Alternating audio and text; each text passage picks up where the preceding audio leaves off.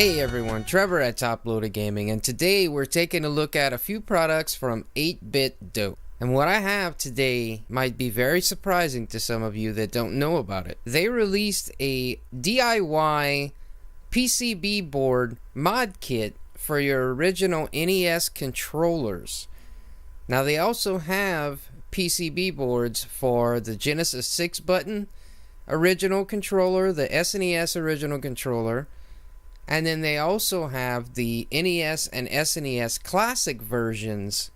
So if you really want a Bluetooth lithium rechargeable battery for a brand new Nintendo controller to use on your original Nintendo, it might just be possible. Now these retro receivers, they've been out for a while. And I got the NES one and the SNES one. And that's how you get the signal from the controller to your system. One thing I will say about the retro receivers is this is an older product and they've since updated their firmware.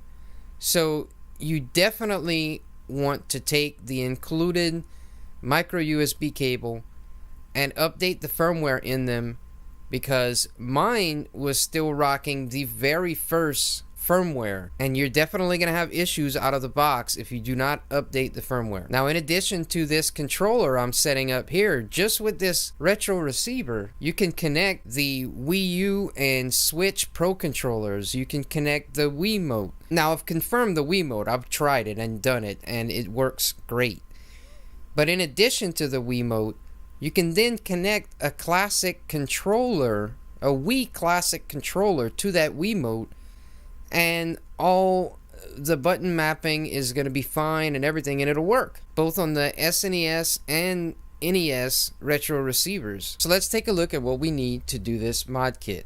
Included in the box is this screwdriver. We are also going to need either a magnet or a container, and we're going to want our static free bag that was included in the box as well. That way you can throw your old PCB into there and you don't have to worry about it getting short-circuited. Now I recommend you using the screwdriver with it unless you know for sure what size Phillips screwdriver the screws are in the back, because these screws are incredibly easy to strip out if you don't put the right size Phillips driver. This is how easy it is. You really just want to unscrew the 6 screws. Now once you pop the back out, carefully take out the PCB board. Now once you have all the screws unscrewed, take your magnet or take your hand, pour them all in, put them in a little container, however you handling your screws. And one thing I'm seeing that's happening to a lot of people, the membrane for the D-pad usually stays stuck to the PCB board. You definitely need that. So if it did, it's not a big deal. Just peel it off the PCB board and put it back in place over the D-pad. If you need to clean your controller, now is the perfect time to do it. Take your board out, put the new board in. And don't forget, when you're taking that PCB board out, grab that static bag so you can put it inside. That way, if you ever do want to revert to wired, you know that PCB board is in the same condition that you took it out in. Obviously mine is already done, and we're just going to take a look at the board real quick. Looks pretty good. It has a micro USB port. That's for you to be able to update the firmware. The only thing I'm really worried about so far is the little dongle at the top.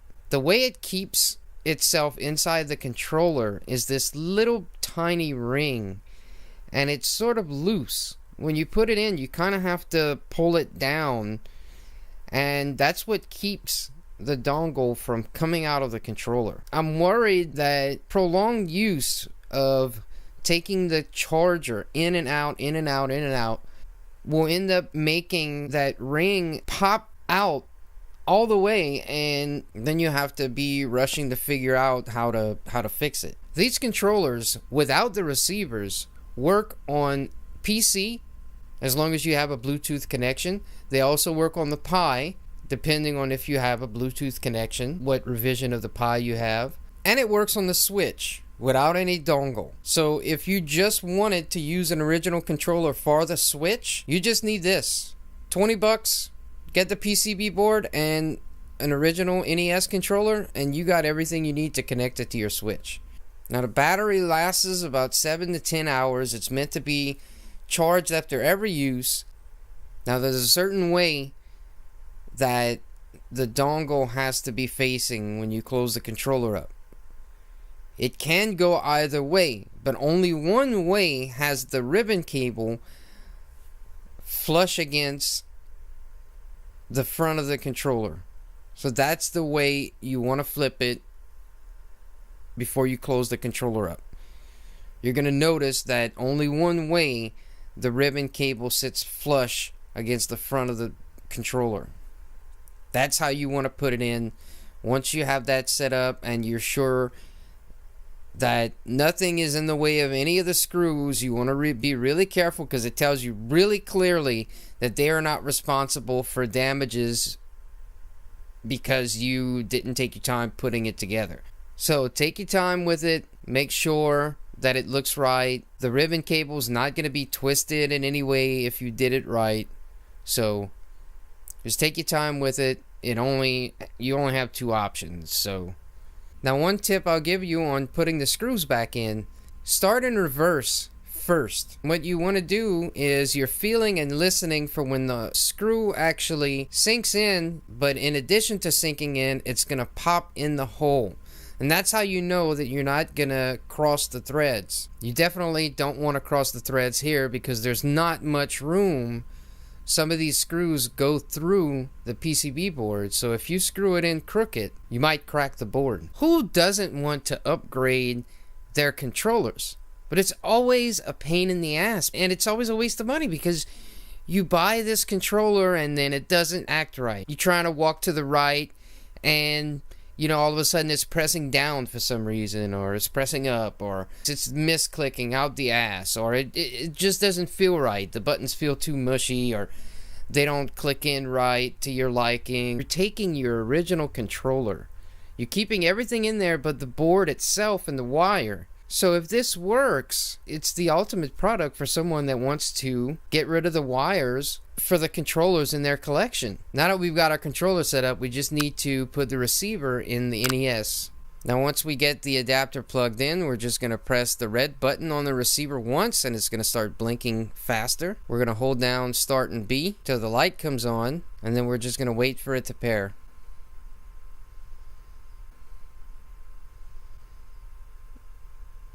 And there it goes. They both turn solid blue. I'm just going to give it a few button presses just to see if there's any lag. B button seems to be working great. The up and down seems to be working flawlessly as well.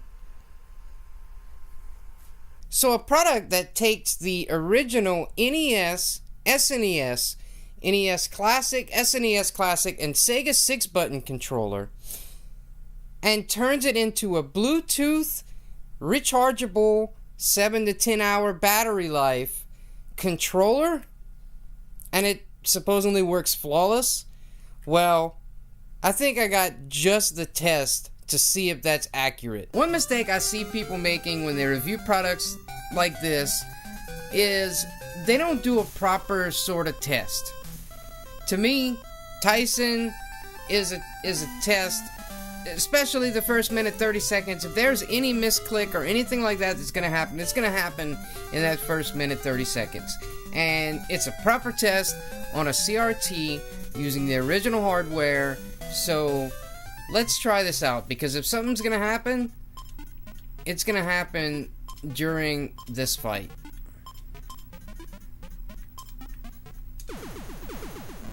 But I mean, I can already tell that this is fucking amazing.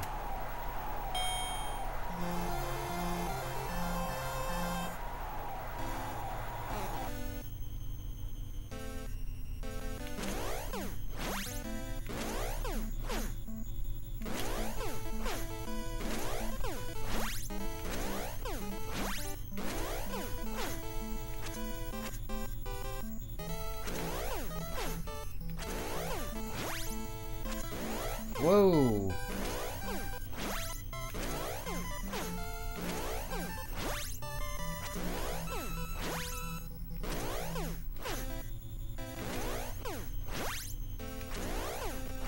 First try. I mean, how? First try. So...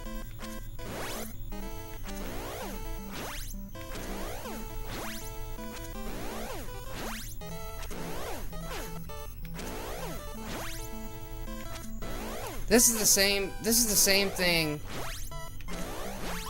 This is the same damn thing as using a wired controller. This is the same thing. This is amazing.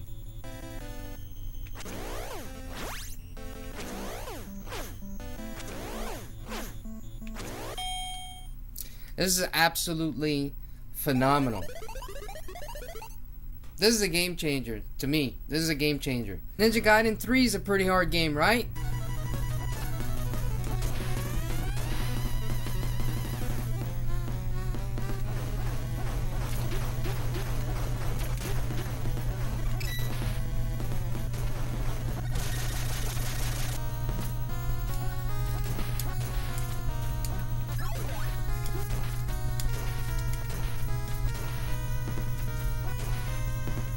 I mean, get out of here. That's some really good response times.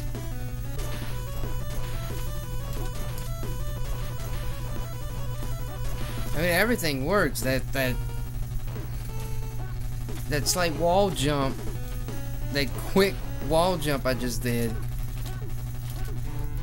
Everything works as it should.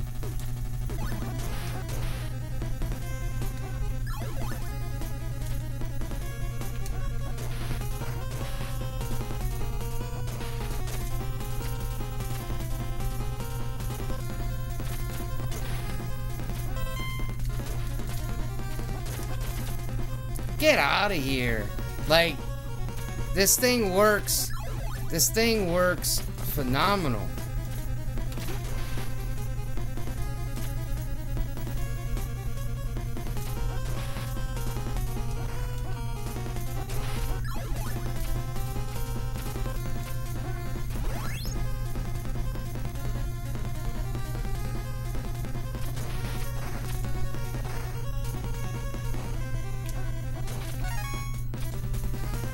It handles all the little intricacies.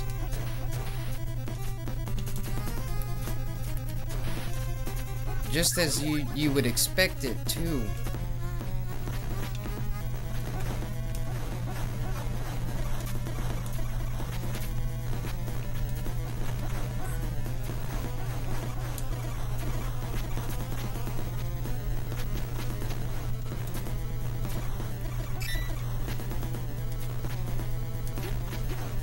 Why is he stuck?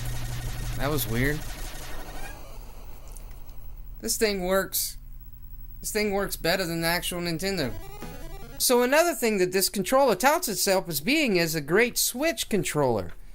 So let's try out in the grip order and let's see if this thing will connect. The paperwork says start and left, and then once it blinks 4 times, press and hold select for 3 seconds. Alright, so we'll do start and left.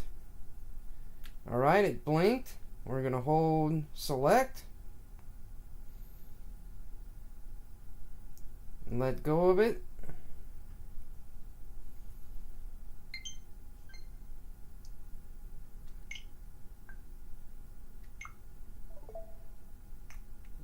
And then let's, wow, I can't believe it's working so easy. Let's put this.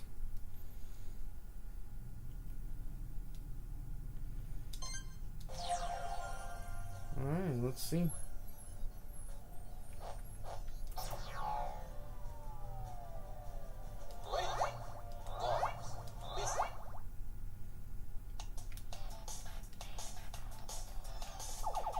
This is so crazy.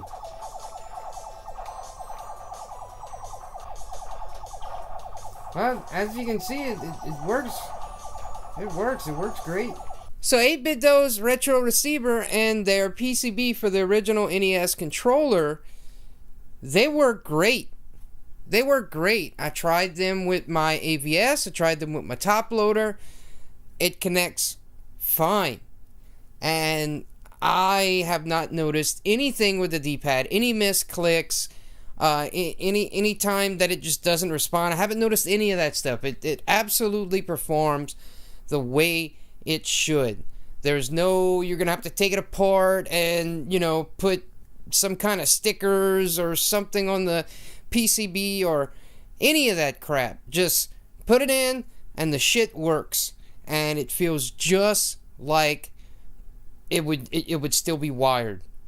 7 to 10 battery life. I mean, the thing is, with the space that they have in the back of the controller, I mean, they didn't have much to work with. Without them actually giving you a different back, I don't see the battery life really getting better.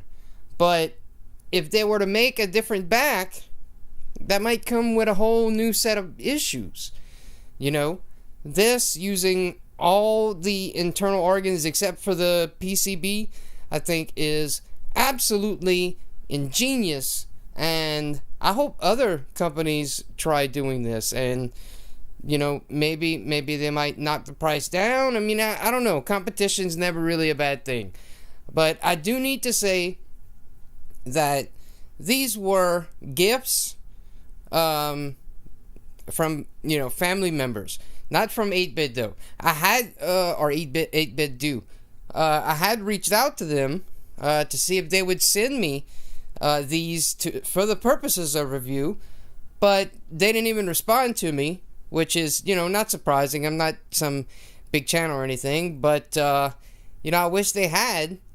I kind of want to take a look at the NES receiver and, you know, a couple of their other products, which I do have another controller, the SN30, the G Classic series, one of their newer controllers, and the SN30 Pro is still on its way. So I'll have individual videos for those controllers, although I will say that so far with my experience with the SN30, it has issues, and it seems like it has the same issues that the SN30 SNES version or whatever did. I noticed a video where people were having to take those hole punch reinforcement stickers. They were having to take those and put them on the PCB board. So, you know, because when you press the right or the left button, it would like misclick the down and the up buttons. So, thankfully, you don't have to deal with none of that crap here. So, with that being said, I would check them out. The Retro Receiver is, I think it's $20. If not, I'll have it on screen right now, and I believe this is also $20 on their site. Now, one thing I was told about was that if you try and connect two controllers at the same time, I think they'll interfere with each other. But as long as you're just playing one player, I mean, I had no issues with this. So I would say if this is something you're looking for, I mean, it makes a great stocking stuffer for sure. It's a little late, you know, but this is a great product, and to me, I've said it to a lot of my friends. I mean, a lot of my friends are probably annoyed with it because I just bothered the shit out of them telling them about it. Maybe I'm easily amused or something by it, but I feel like this is like one of the products of the year. Because every controller you try and get to try and, you know, upgrade to a better situation with your controllers for your older systems, it comes plagued with all of these fucking issues. And this, so far, has none.